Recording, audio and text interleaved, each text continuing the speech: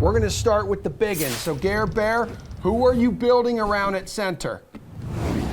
Well, ironically enough, old news 60-point game guy, Karl-Anthony Towns. Sucks for Karl. Another New Jersey guy.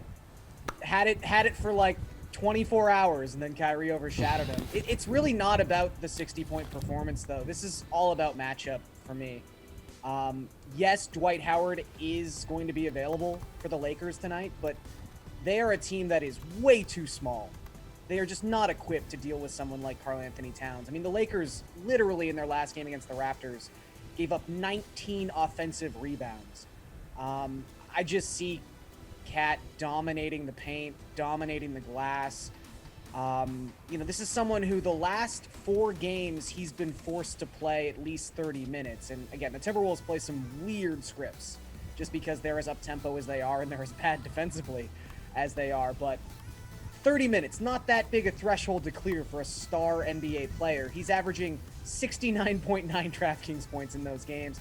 It's a little bit skewed because of that 60-point performance, but he's also been able to score at least 50 DraftKings points in all 4 of those contests. So the floor is so high when he's just given an average workload, which I think he'll get tonight. I just, again, don't see the Lakers with the bodies on the interior to be able to handle him.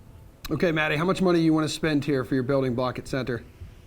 I think I want to spend a medium amount because I do think the chalky plays are going to be at both the high end and the low end. Paying up for Karl-Anthony Towns off his 60-point game, I think will be at least somewhat common. The reason he won't be overly popular is because Nikola Jokic is on this slate. You can play Giannis at center, you can play LeBron at center, and then there are cheaper guys to play like Precious Achiuwa is way underpriced. So I'm going to the middle with Clint Capela, who I think will probably start performing at a level that we are more familiar with from previous seasons, and he hasn't done it yet this year. The best thing working for Capela right now is that John Collins is injured, and normally the Hawks will play a lot of lineups with Collins at the 5, but without him, they really are sticking to 2 true centers in the rotation with Capela and Okongwu. And then we also have Danilo Gallinari, who is banged up and may or may not play. So I think Capela's minutes are really secure, and this is also a great matchup against the Hornets. Very up-tempo team. Should just be a lot of stats to go around for this entire game. It has a 240-point total. So Capela's only 6,100. I think if we look at him in a couple of weeks, his price probably will be a bit higher. And in this matchup, too, I think he's a really good play.